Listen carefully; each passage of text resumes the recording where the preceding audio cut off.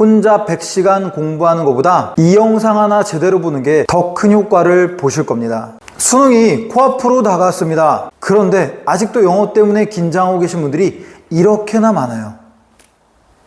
그래서 지금부터 수능날 영어를 최소 2등급까지 올릴 수 있는 문제 풀이 방법을 속성으로 알려드릴 겁니다. 짧지만 핵심적인 방법들을 전부 담았어요. 3등급 이하라면 이 영상을 절대 건너뛰면서 보지 마세요. 중간중간 쏟아질 꿀팁들을 전부 다 놓치고 후회하십니다. 이 영상이 이미 익숙한 분들도 계실 텐데 수능이 가까워진 지금 다시 한번 보면서 정리하고 최종 점검을 하세요. 그럼 바로 시작하겠습니다. 자, 단도직입적으로 얘기하겠습니다. 18번부터 45번까지 가장 간단하고 정확하게 푸는 방법을 전부 다 알려드릴 거예요. 영상 보고 통찰력을 얻으신 분들은 감사하단 인사 정도는 남겨주실 수 있겠죠? 여러분, 수능영어 모의고사는 크게 보면 주제를 파악해서 풀어야 되는 문제가 있고 주제 파악할 필요가 없는 문제들이 있습니다. 우선 크게 보면 이 두 가지예요. 그럼 주제 파악해서 풀어야 되는 문제는 어떻게 풀어야 되냐? 제가 문항별로 하나하나 얘기는 하겠지만 우선 큰 흐름으로 알아두셔야 돼요. 주제 파악을 해서 풀어야 되는 문제들은 이런 마인드를 기본적으로 장착하셔야 됩니다. 어떤 마인드? 그냥 해석을 쭉 합니다. 안 돼. 그럼 버립니다, 그냥. 그 다음 문장 또 해석을 해요. 또 안 돼. 안 된다는 말은 이해가 바로바로 안 가는 거예요. 버려요. 그 다음 문장 또 해요. 길지 않으니까 해석이 잘 되네. 그 다음 문장 또 봐요. 안 돼. 버려. 그 다음 문장 봤더니 또 안 돼. 자, 이렇게 되는 것만 가지고 내가 뭔 얘기인지 알아들을 수 있는 문장만 가지고 선택지랑 연결시키는 겁니다. 이게 주제 파악에서 푸는 문제들의 공통점이에요. 그러니까 여러분, 이렇게 선택지가 한글인 거는 정답률이 높을 수밖에 없겠죠. 선택지가 영어로 나오는 거는 정답률이 떨어질 수밖에 없습니다. 주제 파악을 해서 풀어야 되는 것들은 다시 한번 말씀드립니다. 해석이 된다. 잡아둬. 안 돼. 버려. 쿨하게 버리면 돼요. 여러분이 어차피 모든 문장을 다 완벽하게 100% 해석할 수 없잖아요. 1등급 맞는 학생도 솔직히 해석시켜보면 제대로 머리로 이해하는 거는 절반 정도밖에 안 돼요. 그것도 안 되는 경우도 많아요, 여러분. 근데 중요한 게 뭐다? 안 되는 거는 그냥 빨리빨리 버리고 되는 문장만 가지고 선택지랑 연결시킨다. 그게 주제 파악에서 풀어야 되는 문제들의 가장 기본적인 공통점이에요. 자, 이 부분이 되게 중요하기 때문에 큰 흐름에서 한번 얘기를 했습니다. 자, 18번 글의 목적 어떻게 푸나요? 보통 여러분, 우리가 뭔가 내 목적을 말할 때 바로 결론을 얘기합니까? 아니죠. 뜸을 들이죠, 막. 잘 지내시냐, 뭐 요새 어떠냐, 이러다가 하고자 하는 얘기 한단 말이에요. 그 말은 뭐냐? 이 18번은 결국 뭐다? 중간 이유부터 봐라. 그래서 18번 문제 같은 경우는 맞는 거는 당연하고 시간 세이브 해야 되는 문제예요. 그래서 기왕이면 듣기 가이드 나올 때 푸는 게 좋습니다. 자, 그 다음 19번 심경 변화인데 뭐 심경 변화가 나올 때도 있고 분위기가 나올 수도 있어요. 심경이 나올 수도 있고. 자, 심경 변화라는 거는 말 그대로 변하니까 앞부분에서 해석되는데 잡고 뒷부분으로 넘어가면 돼요. 심경 변하잖아요. 그래서 앞부분 간단히 보고 뒷부분으로 넘어간다. 그리고 만약에 심경이나 분위기다라고 하면 되는 문장만 해석을 해서 내가 해석된 문장들만 가지고 따지면 됩니다. 선택지 모르면 안 되겠죠, 당연히. 자, 뭐 여기까지는 누구나 다 아는 거고 어렵지 않을 거예요. 정답을 맞는 건 당연하고 시간을 아끼셔야 됩니다. 18, 19번에서. 듣기 가이드 나올 때 풀든지 주제 잡아서 풀어야 되죠. 그러니까 어떻게 합니까? 쭉 해석해. 너무 길어. 안 돼. 오케이, 그냥 버려. 자, 쭉 해석해. 안 돼. 쭉 해석해. 이거 짧다. 된다. 오케이, 잡아둬. 되는 것만 갖고 선택지랑 연결시키는 거예요. 그게 시험 보는 그 순간에 가장 현명한 방법입니다. 되는 문장이 많을수록 당연히 정답에 가까워지겠죠. 근데 그거를 시험 보는 그 순간에 내가 독해 실력을 갑자기 올릴 수는 없으니까 어쨌든 그 시험장에서는 그렇게 풀어야 된다. 그러니까 평상시에는 여러분이 독해 실력을 끌어올려야 됩니다. 자, 어떤 유료 강의보다도 더 실질적인 도움을 드리는 이 영상 참고하세요. 괜히 이렇게 많은 분들이 보셨겠습니까? 다 이유가 있겠죠. 자, 그래서 20번 주장 해석되는 문장만 잡아서 선택지랑 연결한다. 선택지가 한글이기 때문에 정답률이 절대로 낮지 않습니다. 웬만하면 맞아야 되는 문제입니다. 자, 21번 밑주름이. 자, 이 밑주름이도 우리가 이런 생각을 해야 돼요. 출제자가 밑줄을 왜 쳤을까요? 아무데나 밑줄을 치지 않아요. 그럼 엉망인 문제가 되는 거예요. 그래서 보통 밑줄 치는 자리는 어디입니까? 이 필자가 말하고자 하는 자리. 이 글이 하고자 하는 말. 그러니까 결국 주제랑 가깝다는 얘기입니다. 무슨 말인지 아시죠? 그러니까 21번도 역시 어떻게 우리는 접근해야 된다? 해석이 되는 것만 잡아서 선택지랑 연결시켜야 된다. 자, 다시 한번 얘기하지만 문장이 다 해석이 돼요. 그럼 주제가 나오겠죠, 바로. 근데 그게 아니잖아요.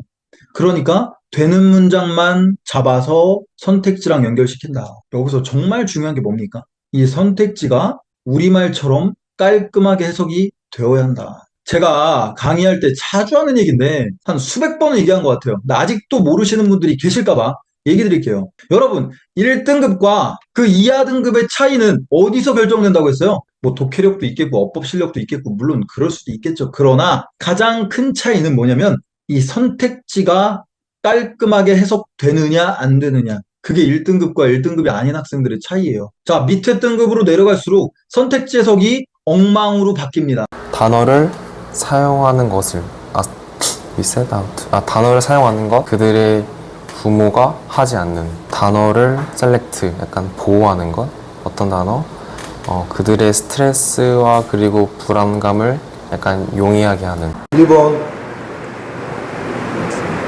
2번, 단어를 선택하는 것. 그들의 스트레스 그리고 3번, 4번. 그래서 주제 파악에서 풀어야 되는 문제는 이 선택지 해석이 정말 중요하다. 여기가 완벽해야 됩니다. 자, 22번 요지 똑같아요. 되는 부분만 잡아서 선택지랑 연결. 선택지 한글이니까 정답률은 낮지 않다. 시간 세이브 시켜야 되는 문제입니다. 자, 23번, 24번 주제 제목 똑같아요. 되는 부분만 잡는다. 선생님, 저는 되는 문장이 하나도 없어요. 그럼 찍으세요. 한 문장도 해석이 안 되는데 어떻게 맞으려는 생각을 합니까? 되는 부분만 해석해서 그 되는 부분을 선택지랑 연결시킨다.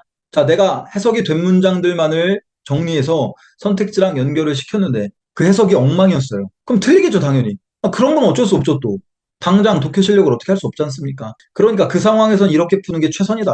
자, 25번 도표. 자, 25번부터 28번까지는 맞는 거는 당연한 거고요. 시간을 굉장히 많이 아껴두셔야 돼요. 그래서 그 아낀 시간들을 빈칸이나 순서 삽입에 적절하게 분배해서 써야 되겠죠. 자, 25번 도표. 자, 이 도표는 일반적으로 답이 4번, 5번에 나오는 경우가 많습니다. 그래서 어떻게 하냐? 5번부터 해석하세요, 5번부터. 5번 해석하고 도표 보고, 4번 해석하고 도표 보고, 3번 보고 도표 보고. 지금까지 저는 한 번도 1번이 나온 경우를 본 적이 없어요. 찍더라도 1번은 찍지 말고 뒤부터 푸시길 바랍니다.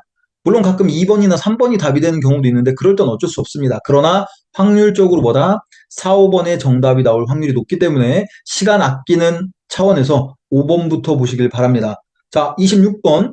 자, 일치불일치 어떻게 풀어요? 자, 당연히 26번의 지문은 선택지 순서대로 나오거든요. 그러니까 1번 선택지 보고 위쪽 보고 2번 보고 그 다음 그 밑에 보고 3번 보고 그 밑에 보고 그러다가 틀린 거 찾아내면 돼요. 그런 식으로 시간을 세이브 해야 됩니다. 자, 27번 마찬가지입니다. 선택지 보고 위에 공지문 보고 선택지 보고 공지문 보고 그러면서 하나하나 답이 나오면 바로 넘어가면 됩니다. 28번도 밑에부터 보고 위에 보고 밑에부터 보고 위에 공지문 봅니다. 아셨죠? 자, 29번 어법 수능 영어 문제 45문제 중에 유일하게 이번 수능에서도 나올 게 정해진 거는 어법밖에 없어요. 어법. 어법은 뭐다? 정해진 패턴이 나온다고 했습니다. 그러니까 어법은 뭐예요? 그냥 보너스. 근데 이게 3점이면 땡큐. 2점이면 조금 아쉽네. 요래야 돼요. 자, 필수어법 7개만 알면 된다고 했는데 맨날 나오는 게 뭐예요? 동사, 준동사, 수동태, 능동태, 뭐 현재분사, 과거분사. 자, 이러한 동사의 모든 카테고리를 다루는 동사의 활용. 형용사, 부사. 그 다음에 관계사, 접속사. 그 다음에 투부정사, 동명사. 그 다음에 병렬. 그 다음에 수일치. 그 다음에 대명사, 대동사. 이 7개가 다다. 자, 그래서 제가 이 7개 핵심 필수어법을 어떻게 풀어야 되는지에 대해서 정리한 영상이 여기 있습니다. 어차피 여러분들이 안 보면 손해니까 보시려면 보시고 말라면 마세요. 자, 그래서 실제로 저번 6평 때도 보세요. 수일치, 동사의 활용, 관계사, 대명사, 그 다음에 동사의 활용. 이거거든요. 나올 게 뻔하다. 정리 잘 해두세요. 자, 30번 어휘. 여러분, 솔직히 말해서 30번 어휘가 만만치 않아요. 솔직히 이 1번부터 5번까지 밑줄 쳐 있는 단어들은 절대 어렵지 않습니다. 말 그대로 문맥이에요, 문맥. 그래서 최근에 조금 어려워지는 경향이 있는데 어떤 느낌이냐면 이런 느낌으로 풀면 돼요. 예전 같은 경우는 솔직히 이건 뭐 맞아, 확실하네, 오케이, 오케이.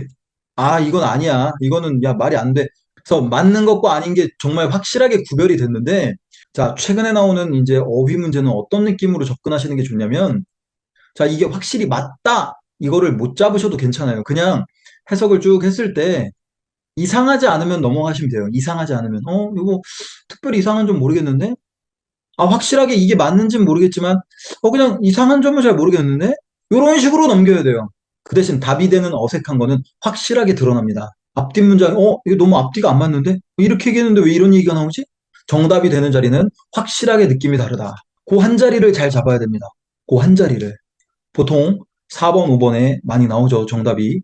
물론 그것도 꼭 4, 5번에 나오는 것도 아니에요.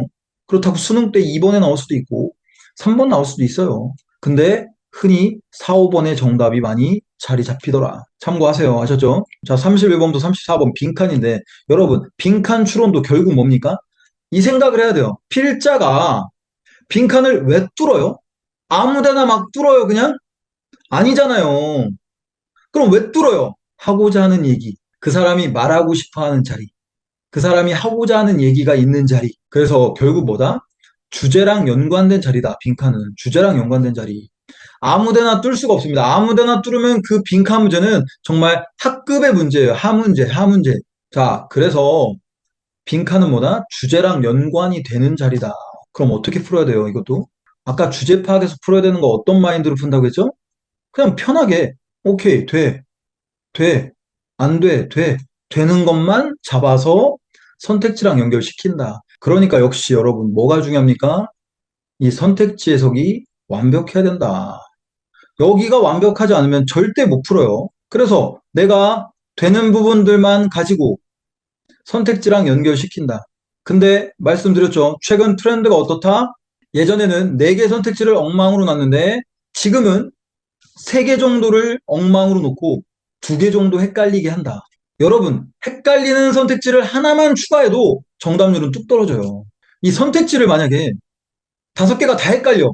이러면 정답률은 그냥 급하강이에요, 급하강. 그렇게 낼 수는 없고, 아무리 어렵더라도 선택지 3개 정도는 뻘소리입니다, 뻘소리. 그럼 어쨌든 내가 해석이 된 문장들과 상관없는 선택지다라고 하면 소거하면 돼요, 소거. 그러니까 여기가 우선 완벽해야 돼요. 내가 선택지가 완벽하면 위에 지문은 한 2, 30%만 해석이 돼도 대충 이런 얘기구나 하고 잡을 수 있습니다. 그게 1등급 학생들의 정답을 맞는 루트예요. 반대로 여러분들이 1등급을 못 맞는 이유는 뭐다? 여기가 안 되니까. 구멍이 뻥뻥 뚫리니까. 여러분, 지문 해석이 완벽해도 선택지가 안 되면 못 맞춰요. 그러니까 여기가 제일 중요하다는 겁니다. 자, 그래서 솔직히 저한테 빈칸 푸는 법을 배웠던 학생들은 빈칸 문제 잘 안 틀려요. 저 믿고 제가 아까 말씀드렸던 대로 해보세요. 그래서 이 선택지를 완벽하게 해석되도록 만드는 게 무엇보다 중요하다. 딴 데서 뻘짓해 봐야 소용없습니다. 뭐 독해 실력도 높여야 되겠고 물론 그렇지만 빈칸 푸는 법에서 뭐 앞뒤를 봐라 뭐 이런 다 쓸데없는 소리예요. 그냥 주제랑 연관된 거고 주제 파악을 해서 풀어야 되는 거기 때문에 우리는 해석이 되는 부분만 잘 힌트를 잡아서 선택지랑 연결시킨다. 그러니까 내가 힌트를 많이 잡으면 유리한 거고 선택지가 깔끔하면 정답을 맞을 확률이 높아지는 겁니다. 딴 거 없어요. 그럼 내가 빈칸을 틀리면 왜 틀린다? 해석이 엉뚱하게 됐거나 아니면 선택지가 거의 해석이 안 됐거나 지문 해석은 둘째 치고 우선 여기도 안 돼요. 자, 30명 한반 학생들에게 선택지 해석해보라고 하면 깔끔하게 하는 학생들은 정말 5%도 안 될 거라고 봅니다. 5%. 물론 학교 수준에 따라 좀 다르겠지만 그래서 충분하게 설명드렸습니다. 자, 그래서 제가 이 영상에서 빈순삽을 무조건 맞힐 수 있는 방법을 공개했는데 이 영상을 보시면 빈순삽의 감이 빡 올 거예요. 자, 여러분이 빈칸을 잘 풀 수 있으면 주제 제목도 다 같이 쉽게 풀 수 있습니다. 왜 그런지는 제가 아까 말했던 그 이유 때문에 그래요. 다 주제를 잡아서 풀어야 되는 문제들이니까. 자, 35번. 35번은 흐름인데 당연히 1번 앞에가 주제입니다. 그래서 여기 당연히 해석하고 그 주제랑 어긋나는 거 하나 골라주면 돼요. 근데 만약에 내가 이 1번합 해석이 안 됐어. 그럴 수도 있잖아요. 자, 그럼 그때는 어떻게 해야 됩니까? 1번부터 5번까지 해석을 해봐서 혼자 뻘소리 하는 거 하나 고른다. 선생님, 여기도 안 되고 밑에도 안 되면요? 저도 죽방 맞아야죠. 당연히 틀리셔야죠, 여러분. 다 안 되는데 틀려야지. 그나마 여기라도, 여기가 주제인데, 여기서 주제를 잡아내면 주제랑 어긋난 거 골라주면 돼요. 근데 1번 앞에가 안 될 수도 있단 말이에요, 해석이. 그럼 그때 1번부터 5번까지 혼자 뻘소리 하는 거 잡아주면 된다. 아셨죠? 그 방법이 최선입니다. 자, 36번부터 이제 39번까지 순서 삽입인데, 자, 여러분, 이 순서 삽입은, 자, 순서 삽입은 이 네 가지의 공통된 힌트를 잘 활용하는 게 관건입니다. 뭡니까? 첫 번째, 당연히 연결사, however, 뭐, as a result, moreover, for example, 이런 것들이 있죠. 근데 여러분, 연결사를 볼 때 여러분은 어떻게 보셔야 되냐? 딱 이것만 기억하세요. 연결사 뜻은 뭐 당연히 알아야 되겠지만, 연결사가 앞뒤가 반대일 때 쓰는 연결사냐, 앞뒤가 같은 얘기할 때 쓰는 연결사냐, 요 두 개를 구별하면 돼요. 그냥 편하게 큰 카테고리로. 반대인 경우는 예를 들면 뭡니까? 뭐 on the other hand 같은 거나 on the contrary 같은 거나. 같은 내용은 뭐죠? 앞뒤 같은 내용? for example이라든가 thus라든가 뭐 이런 것들. 그래서 연결사 각각의 뜻은 당연한 거고, 그럼 그 연결사가 앞뒤 문장을 반대로 이어주는 거냐, 같은 내용으로 이어주는 거냐, 이거에 포커스를 두고 푸셔야 됩니다. 그리고 추가로 이거 하나 더 알려드릴게요. 자, 이 연결사 정말 의외로 많이 나오는데, rather. 자, 이 연결사 뜻이 뭡니까? 오히려, 뭐 이런 말이에요. 그죠? 아니, 부사 말고 연결사요. 오히려. 뜻은 당연히 알아야 되고, 이거 언제 쓰죠? 착각하시는 분들이 있는데, 이 rather의 특징이 뭐냐? 이 rather가 나왔을 때 이 두 가지 특징만 알면 순서 삽입에서 굉장히 도움이 됩니다. 많이 나오니까 올 수능에도 나올 수도 있어요. 잘 봐주세요. 자, rather는 언제 쓰냐? 우선 rather가 들어가 있는 문장의 앞에는 부정문이 나옵니다. 부정문 보통. 보통 부정문이 나온다. 삽입의 제시문에 rather가 나와 있다. 그럼 부정문이 있는 데를 좀 봐야 돼요. 그리고 rather 앞뒤는 같은 얘기를 하는 겁니다. 같은 얘기. 아셨죠? 같은 얘기. 예를 들면 나는 가해자가 아닙니다. 오히려 나는 피해자예요. 뭐 이런 얘기. 자, 그래서 rather까지 보너스로 드렸습니다. 좋죠? 고맙죠? 그냥 열심히 하시면 돼요. 자, 그래서 첫 번째 연결사 봐야 된다. 두 번째 대명사 봐야 되지, 대명사. 갑자기 대의가 나왔어. 갑자기 대의가 나올 수 있어요? 갑자기 쉬가 나올 수 있어요? 그럼 그 앞에 이 대의나 쉬에 대한 힌트가 나와야 된다. 대명사 봐야 됩니다. 3번 더 플러스 명사 봐야 돼요. 자, 우리가 일반적으로는 더 플러스 명사 언제 쓰죠? 한 번 앞에 이 명사를 언급한 다음에 더를 씁니다. 그래서 더 플러스 명사도 잘 봐야 돼요. 자, 제일 중요한 네 번째가 뭐냐? 지시 형용사입니다. 지시 형용사. 자, 그래서 this, that, these, those 플러스 명사. 이런 지시 형용사들. 아니, 예를 들어 제가 이 차 이런 말 하려면 차에 대한 정보가 앞에 있어야 됩니다. 이 지시 형용사가 정말 중요합니다. 이 지시 형용사 하나만 나와도 순서 삽입 푸는데 굉장히 큰 힌트가 돼요. 아셨죠? 연결사, 대명사, 더 플러스 명사, 지시 형용사. 이 네 가지를 잊지 마세요. 자, 그래서 이 네 가지를 가슴속에 담아두고 순서는 어떻게 푸냐? 제시문 먼저 빠르게 봅니다. 그런 다음에 A 앞부분만 봐요. B 앞부분만 봐요. C 앞부분만 먼저 봅니다. 자, 그래서 이 제시문 바로 뒤에 나올 문장을 먼저 찾는 거예요. 앞부분만 먼저 보고. 자, 그리고 순서는 여러분 끝말잇기라는 것만 잊지 마세요. 끝말잇기. 그래서 요런 것들, 아까 제가 말했던 그 네 가지 힌트들 여러 가지를 다 활용해서 가장 첫 번째 나올 거를 찾는 거예요. 속어법을 써가면서. 그래서 앞부분만 먼저 보고 첫 번째 나올 걸 찾는다. 이건 절대 아니야. 이것도 절대 아닌데? 그래서 보통 문제는 첫 번째 걸 찾으면 나머지는 답이 쭈르륵 나옵니다. 왜? 우리는 앞에를 읽어봤기 때문에. 자, 그래서 제시문 먼저 읽고 A 앞에, B 앞에, C 앞에 먼저 읽고 첫 번째 나올 것부터 찾는다. 자, 그 과정에서 제가 말했던 네 가지 아까 힌트 활용한다. 순서는 그것만 기억하시면 됩니다. 자, 문장 삽입 보겠습니다. 제시문 먼저 빠르게 보세요. 그리고 여러분, 이 제시문은 밑에 지문에서 빠져나온 거예요. 그러니까 당연히 이 문장이 들어갈 자리는 논리적 공백이 있을 수밖에 없어요. 즉, 끊어지는 느낌이 나야 된다. 그러니까 가장 기본적인 방법은 쭉 해석하고 가다가 끊어지는 느낌 나는 자리를 찾아내야 됩니다. 끊어지는 자리를 찾아야 돼요. 매끄럽지 않은 자리. 그 끊어지는 느낌이 클수록 쉬운 문제겠죠? 그 끊어지는 느낌이 되게 애매해. 이럴수록 되게 어려운 문제예요. 자, 근데 여러분 잘 들으세요. 만약에 역시 보통 난이도의 문제들은 웬만하면 끊어지는 느낌이 납니다. 그럼 그 자리를 답으로 고르면 돼요. 근데 어떤 정말 어려운 문제들은 끊어지는 느낌이 하나도 없어요. 1번부터 5번까지 끊어지는 느낌이 안 나.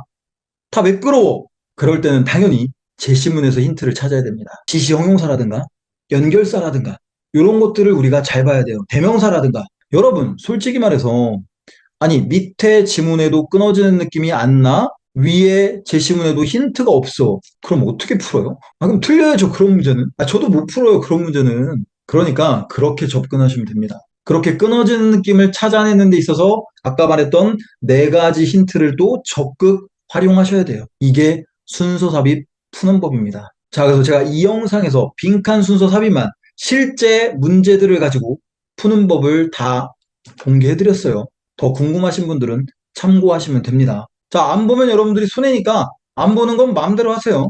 자, 링크에 걸어 두도록 하겠습니다. 자, 40번 요약문 어떻게 풉니까? 당연히 이 요약문이 주제이기 때문에 이 요약문 먼저 해석을 해봅니다. 그러면 위에 지문이 대충 이런 얘기하는구나를 정보를 가지고 들어가는 거기 때문에 독해가 조금 더 수월할 수 있어요. 그래서 답이 나오면 골라주면 된다. 보통 예전에는 1번이 정답으로 나오는 경우가 많았는데 요새는 꼭 그렇지가 않더라고요. 또 제 유튜브 영상을 봤나 봐요. 자, 41번부터 45번까지 장문은 결국 다 앞에 나왔던 유형들입니다. 41번의 제목은 똑같이 되는 것만 잡아서 선택지랑 연결시키면 된다. 그 다음에 어휘 문제 30번 풀었던 것처럼 풀어주시면 됩니다. 그 다음 43, 44, 45 순서죠. 36번, 37번에 확장판이에요. 그러니까 어떻게 풉니까? 당연히 자, A 먼저 빠르게 보고 B 앞에, C 앞에, D 앞에 먼저 보고 첫 번째 나올 걸 먼저 찾는다. 36, 37 순서 문제 푸는 거랑 똑같아요. 자, 그렇게 해서 순서 찾아가면서 지층 풀어주면 돼요. 그래서 지층까지 답이 나오면 바로 내려갑니다. 일치불일치로. 그게 가장 빠르게 푸는 방법이에요. 43, 44, 45도 많이 어려운 문제는 아니기 때문에 이걸 먼저 푸는 학생들이 있습니다. 제가 말한 방식대로 풀어야 가장 빠르고 정확하게 푸는 거예요. 맞는 건 당연하고 시간도 아끼셔야 됩니다. 자, 그래서 제가 이렇게 18번부터 45번까지 어떻게 푸셔야 되는지를 설명을 해드렸어요. 저는 실제로 이렇게 가르칩니다. 정말로 제가 알려드린 방법들은 빠르고 정확하게 시간을 아끼면서 풀 수 있는 방법들이니까 꼭 반복하셔서 여러분들 걸로 만들어 가시길 바랍니다. 그리고 제가 중간중간에 이 영상들 보셔라 라고 올려드린 것들은 댓글 링크에 걸어 둘 테니까 보시려면 보시고 안 보시려면 안 보셔도 돼요. 안 보시면 어차피 여러분들이 손해니까. 정말 어떤 유료 강의보다 좋다는 걸 딱 5분만 보시면 느끼실 겁니다. 자, 오늘 영상 2번, 3번 반복해서 다가오는 모의고사 좋은 결과 있으시길 바랍니다. 좋은 결과 이후에 그저 감사하다는 한마디면 충분합니다. 그것도 못하나요? 손가락 부러집니까?